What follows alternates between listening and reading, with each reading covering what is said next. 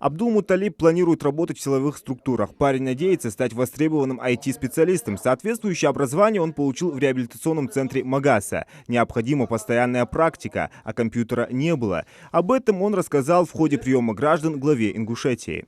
Мне нужен техника. Какой техника, знаешь? Не.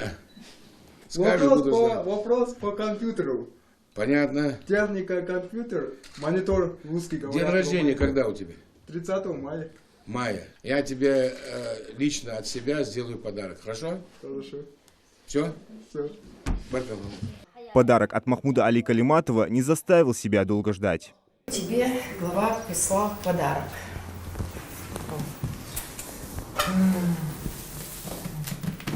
Огромное спасибо. Я хотел пожелать вам удачи на вашем рабочем месте. Ну ты доволен? Доволен. Он хочет стать айтишником, а он уже почти им стал, но совершенству нет предела. И компьютер, подарок главы, позволит ему совершенствовать свои навыки, профессиональные навыки на компьютере. И он мечтает устроиться на работу, и я надеюсь, что ему это очень даже удастся. Кроме этого, он поставил ряд вопросов социального характера, и все вопросы, которые он нам вот здесь в нашей группе задавал, мы их все проработаем и надеюсь, что они найдут положительное решение.